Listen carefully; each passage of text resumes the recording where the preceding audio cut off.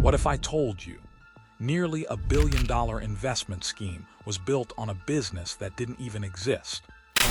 Not a risky trade gone wrong, not a market crash, not even a bad investment decision, but something that, according to the court, was completely fictional from the very beginning. And the strangest part, this wasn't some random internet scam. The money didn't come from amateurs chasing hype. It came from lawyers, financiers, experienced investors, people who, on paper, should have seen through it instantly. Yet somehow, nearly 1,000 of them kept putting money in, watching consistent returns come back, and telling others to join in. Until one day, the illusion cracked. And what was left behind wasn't just losses, but one of the biggest financial fraud cases Singapore had ever seen. Ng Zhai did not present himself as a flamboyant gambler.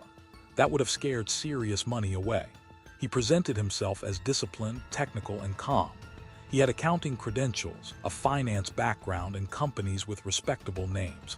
Envy Asset Management, then Envy Global Trading.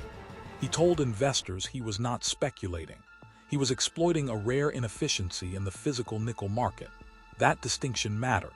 Speculation sounds reckless. Arbitrage sounds intelligent. And once the first investors were paid, the story gained a second layer of credibility. Social proof. People did not just hear the pitch from NG. They heard it from other investors who had already been paid. The scheme began through Envy Asset Management in 2016, then later shifted into Envy Global Trading after regulatory pressure began to build. By then, the image was powerful. Consistent returns, polished documents, and a founder who looked like he belonged in elite financial circles. This is always the dangerous phase of a fraud. Success becomes evidence. Lifestyle becomes evidence. Access becomes evidence. And reputation starts doing the work that documentation is supposed to do. The sales pitch was elegant because it sounded concrete. Ng allegedly told investors he could buy nickel at a discount from Poseidon Nickel and sell it on to major counterparties for a profit. Investors would fund short cycles of physical trades.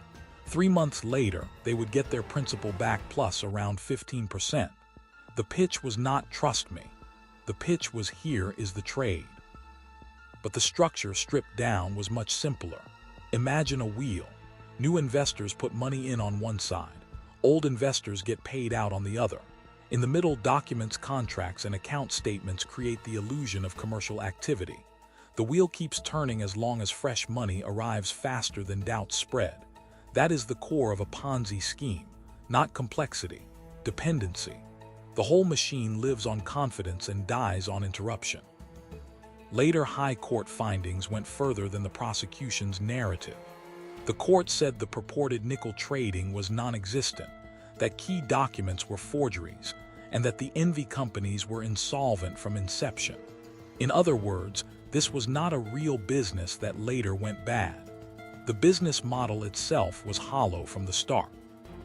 One of the most revealing details is the part casual coverage often skips: the Singapore nickel shipment episode cited in the civil judgment. After investors inspected a shipment presented as support for the story, the companies allegedly received roughly $472 million more in fresh funds. That suggests the fraud did not rely only on spreadsheets. It used staged credibility events. It gave investors something to feel, not just something to read. The returns were the first red flag. 15% in 3 months, framed as low risk, is the kind of number that should trigger immediate skepticism, especially in a volatile commodity market. Yet high returns alone rarely kill a scheme. In fact, they often help it grow because they are just believable enough when early payouts arrive on time. The second red flag was regulatory ambiguity. MAS later said EAM and EGT were not licensed by MAS, and that EAM had been placed on the investor alert list on 19 March 2020, after public feedback suggested it had told customers it was applying for a license when no such application had been submitted. That is not a small administrative footnote. That is the sort of warning serious investors are supposed to stop and examine. Then there were the documents. Prosecutors said NG used forged agreements involving Poseidon Nickel and BNP Paribas. The High Court later found that the Envy companies never transacted with Poseidon Nickel and never sold the metal to third-party buyers. Once that is established, the paperwork stops looking impressive and starts looking like theater. So why was this not caught sooner? Because fraud at this level does not survive by hiding everything. It survives by revealing just enough. This is where the story stops being about one man and becomes about an ecosystem. MAS itself noted a structural issue.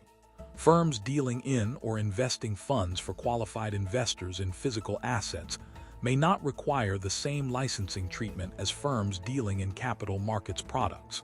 That gap matters. It helps explain how something so large could sit in a gray zone while still sounding respectable. Then there is the gatekeeper problem. Envisian Wealth Management, a licensed fund manager, was later drawn into the fallout.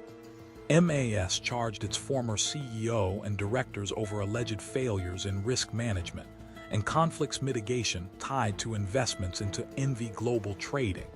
That tells us this case was not just about a promoter deceiving victims. It was also about due diligence failing in places where it should have been strongest. And beneath all of that sits a cultural weakness common to many white-collar scandals: reputation shielding. Once a deal is endorsed by sophisticated people, dissent becomes socially expensive. Nobody wants to be the person who looks unsophisticated, paranoid, or late to an opportunity everyone else appears to understand. By late 2020, complaints and scrutiny were building. In February 2021, CAD began investigating. MAS directed Envisian to stop accepting new money into the scheme, notify investors, and appoint an independent overseer for fund bank accounts. That is the moment confidence stops being an asset and starts becoming a liability. NG was arrested in February 2021. Charges expanded over time. By November 2024, the criminal trial opened with 42 charges proceeded on out of 108 total, including cheating, forgery, money laundering-related counts, fraudulent trading, and criminal breach of trust. Prosecutors said 947 investors had put $1.46 billion into a scheme that was pure fiction. Then came the smaller details that often reveal the psychological state of a collapsing fraud: bail increases, alleged escape concerns, and an alleged shophouse transaction that later affected his bail status. In July 2025, NG declined to testify, and the defense closed its case. Whatever story had once been sold to investors, it was no longer being defended through confidence. It was being defended through silence.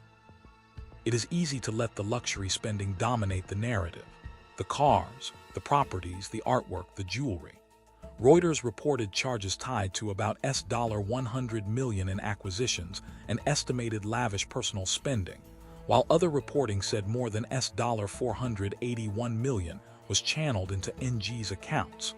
Those are arresting numbers, but the real damage is less cinematic. It is the investor who believed documents because they looked institutional. The employee who worked inside a business that turned out not to be a business. The regulated firm now pulled into enforcement action. The family members and associates who become part of the public wreckage. The civil cases make that cost visible. The court approved large clawback actions against directors and employees, describing a scheme that reached from ordinary people to sophisticated investors.